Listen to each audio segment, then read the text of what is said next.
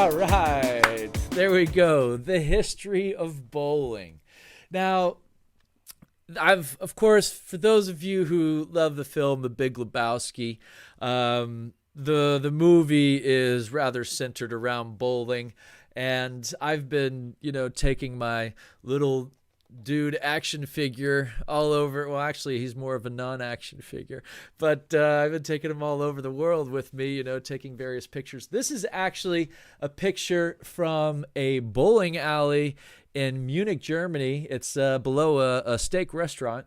And in Germany, they actually call it Kegel. And we'll get into that later. But yeah, bowling has been around for a long time. In fact, we think it dates back to about 5,000 years ago, right?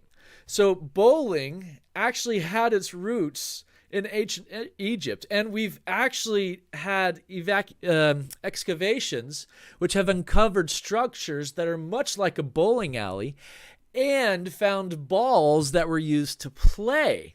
Yeah, I mean, it's pretty interesting. So first of all, the game was played with a lane about 4 meters long and 20 centimeters wide, and it had a pit in the middle that was about 2 centimeters deep. Here you can see the ball, and actually the one of the bowling alleys was actually kind of underground in there that they excavated out. And if you look at this game, this is what we think they were playing. So we think that, or historians believe, that the game was played by basically two opposing sides that would try and roll their balls toward the center of the alley and get it into that little middle lower section pit. Now, the player which had the most balls in the middle pit would win. Yeah. That's what historians believe the game rules were. We see very similar roots of those same game mechanics in games such as pétanque or jeu de boules, yeah, or bowls. Yeah, these are all various variations of essentially this game. So there we see, it kind of the roots of all of these bowling games, but pétanque and jeu de boules and bowls, that's all. Where's the pins, right? Where's the pins? Well, that's when the game actually took a shift in about 300 AD in Germany. So actually Germans, the nihilists, yeah, were huge on bowling. And actually it was these Germans that actually invented the bowling that we have today, adapting it from this Egyptian ancient game. And what they would do is in 300 AD, we see these parishioner sticks arrive. So the Germans, they would have these, it's like these walking sticks that you go up into the hills and depending on the number of mountain peaks you've climbed, you have all these little, nooks and things in it. And what they used to do is parishioners, they would put their sticks up and they would knock them down by throwing stones, right, at it to absolve of their sins. So, it was like, I've got 3 sins, of lust, gluttony, and laziness, put those 3 sticks down. Hey, knock them away. So it was really interesting when a German historian, William Peel, asserted that bowling actually began in his country in 300 AD. Well, it didn't actually start in his country. It actually goes back much further to Egypt. But the Germans did adopt a new component, which was the stick.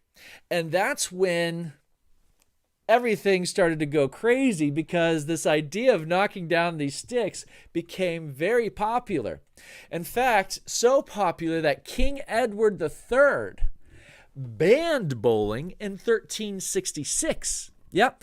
And he basically, outlawed it essentially, or allegedly, because his troops were focusing far too much on bowling rather than archery, right? So that was the first time, but not the last time, that bowling was banned. Now, Henry VI actually reversed the ban in 1455. And then, it was like, 15th century London briefly became, the heaven to, the all-weather bowling alleys and doors again. Henry VI, he was, French, so maybe he liked the pétanque or jeu de boule a bit much. Now, anyways, so that was in 1455. So, we basically had, some almost 100 years in England that bowling was banned. Bastards. Now, over in Germany, we run into Martin Luther. Now, I'm not talking about Martin Luther King Jr. No, I'm not talking about the original Martin Luther that, shook up the Catholic Church with his Post-it note, all right? Now, apparently, Martin Luther was a really avid bowler, so much so that he actually had a bowling alley at his house that he would play with his grandchildren. Now, Martin Luther... you have to understand, up until that time, until the 1500s, basically they would pay with the all number of pins. They would have, basically 6 pins. They would have 12 pins. They might have 4 pins. They might have 10 pins. And Martin Luther said the ultimate, perfect, divine number to play bowling is with 9 pins. And it was basically in the shape of a diamond. Yeah? And so the name 9 pins became synonymous with bowling for hundreds of years.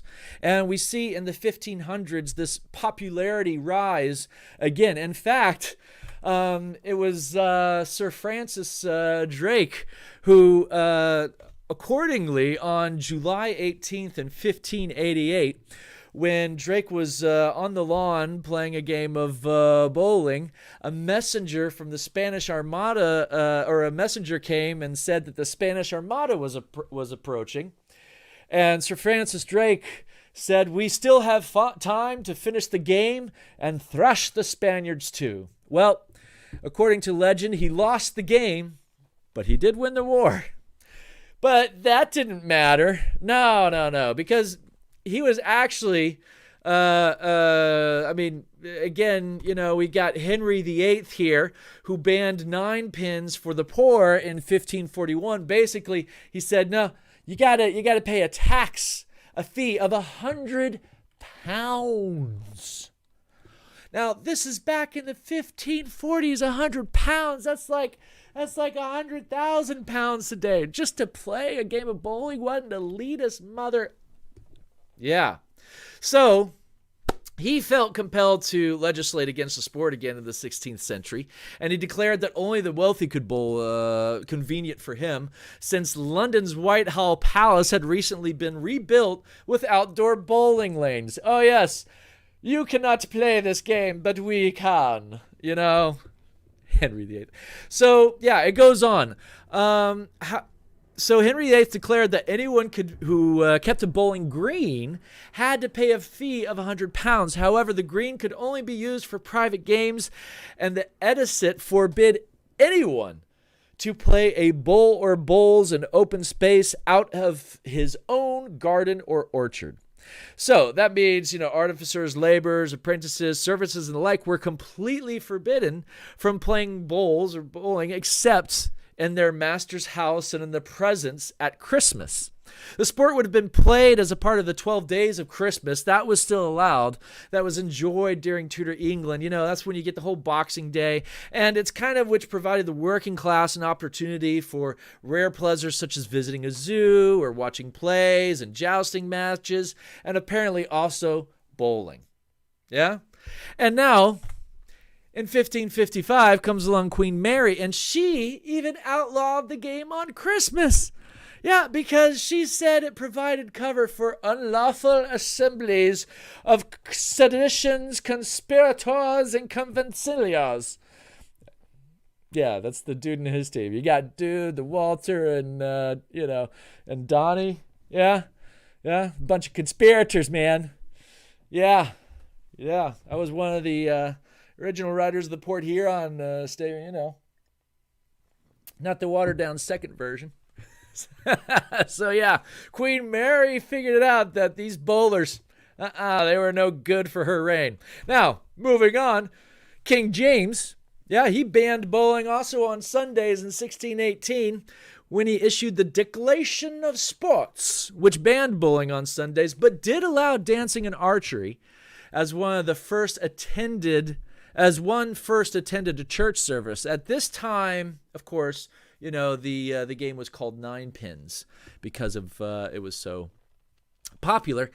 And then I think personally that the Brits had enough, and they wanted to go bowling. They'd had enough, so they went to America, right? And so then we see basically in 1609 that nine pins comes to America through the Dutch East Indian Company.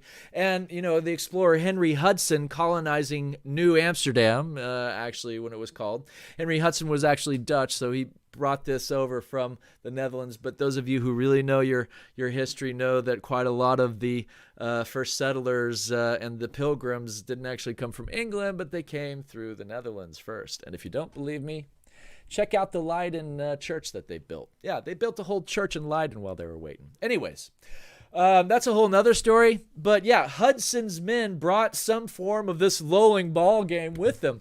In fact, today in New York, you can see the Bowling Green, which is the original park during that day in which the English, the Dutch, and the German settlers invariably came together and they would play bowling. Now, this is, one of the earliest mentions of in serious American literature is by Washington Irving, when Rip Van Winkle awakens the sound of crashing nine pins. The first permanent American bowling location was right here in New York, right next to the Charging Bull, right, in New York's Battery Park, right on the edge there. And get this. Even though it's the oldest park in New York, even though it's got the oldest fence around New York, you still cannot go onto the grass now and play bowls. So yet again, it is illegal to play in New York. So here we have another round, right? So let's check out what happened. Why is it that, what goes further in the story? Well, what happened was in America in 1841, nine pins was also made illegal in New York City. Yeah, it was, I forget which mayor it was, but, the 1st of January in 1840, these Knickerbocker alleys, as they were called, all of a sudden started opening up, and they brought in, instead of nine pins, which was basically banned in several states to combat gambling, except for Texas. Texas is the only state in America that you can still play nine pins. They just added another pin and called it 10 pins. Or bowling. So instead of doing the diamond, they basically did the triangle shape, and that is the game that in North America we know and love and play today. And in fact, if you look in different parts of the world, you'll see that, these different versions of the game actually exist. So, for instance, in the States, we have, our standard pins, we have duck pins, and we have candlestick pins, but we always use 10 pins mostly. Now, in Europe, they have what's called Kegel, and that's typically 9 pins that is used instead. And actually, up in Canada, I'm not sure why, but they just went with 5 pins. They said, no, we'll just do half of what America does, and we'll go 5 pins instead. And so they actually do a 5-pin bowling you can find there. Now, here's some little interesting facts about bowling. Why is it called a turkey? Well, when someone scores 3 strikes in a row, they call it a turkey. A strike is when you knock down all pins on the first try. And the reason why they called it a turkey is because back in the day, it was really hard to get 3 strikes in a row, even harder than today, because they didn't have the level, even, perfect floorboards, that were oil and stuff. No, these were just, lawns basically, right? And it was always uneven, bumps would happen. So as a promotional giveaway, yeah, they used to do promotional giveaways back then. If you did do, I believe it was around the 1800s when they first started to do this, for 3 strikes in a row, you would get a turkey. If you did 4 strikes in a row, you get a ham bone, right? 6 strikes in a row would be considered a wild turkey. And 9 strikes is basically, almost perfect game, was then called a golden turkey. I don't think there's no recording of an actual golden turkey being given. And a perfect game is actually called a dinosaur because it hardly ever happens, right? Supposedly because it's non-existent. And I believe it was Grazio Castellano who was the first to bowl a perfect game on live television on October 4th, 1953. Just another little bit of bowling knowledge for you there. So, moving on to 1895, that's when the standard rules for American Bowling Congress begins, right? On the September 9th, 1895, the American Bowling Congress changed the point system from a maximum of 200 points for 20 balls to a maximum of 300 points for 12 balls, and set the maximum ball weight of 16 pounds, the pin distance of 12 inches, and it was the first National Bowling Congress held the first championship then in 1901, which really established the standardized rules for the game that we know today. Now, one problem that they had, which was not too many parents were happy about, was they would basically employ kids back in the day to set up all the pins. Now that all changed luckily in 1940 when all of a sudden we got the automatic 10-pin automation system, so that these kids didn't have to stand in the back and have these 12-pound or 16-pound balls being flung at them. I'm sure quite a few of them got a busted toe or two. But yeah, this made the game a lot safer in the 1940s, and this is what we all know today. In fact, it was 1936 that Gottfried Schmidt invented the mechanical pin setter while he was at the AMF firm. Yeah?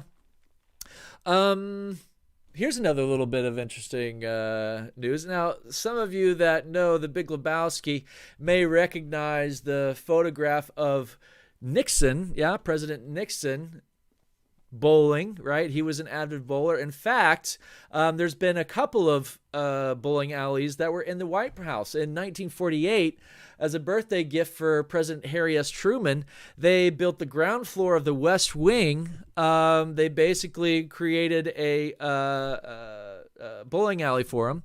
The lanes were unfortunately removed in 1955 to make way for a mimeograph room. I'm not really sure what a mimeograph is. But in 1969, Richard M. Nixon was said to be an avid bowler, he had a one-lane alley built in an underground space below the building's north portico. Yeah, and so since 1998 until 2013, so for many years there was a bowling alley actually in the White House, and we know that Truman and Nixon are both fans of the game. Who knows? Maybe we'll get another bowler in there someday. Now, unfortunately, since 1998, the U.S. has basically seen a decline in the popularity of bowling, which I think is a real shame. In fact, so much so that the bowling alley that was used to film The Big Lebowski is no longer there. That's right. It's been taken down, torn down. It is gone. So I'm curious what's going to happen to this game, because let's be honest, it's been around for over 5,000 years. It's not going to stop. There's going to be new forms and new versions of the game coming up. And, one thing I do see is I see some really interesting video games that are playing with the game mechanics of, both bowling and of basically mini golf. You got these VR mini bowling games where you're moving your bowling ball, right? You've got the Wii game where people are actually, playing bowling in their house virtually. So the game mechanics are solid on this game, and I don't think it's going to die. I think, yet again, we will see some new version of it start to emerge. And so, yeah, that was pretty much it. That was the history of bowling, and I hope that you enjoyed that little history of bowling there.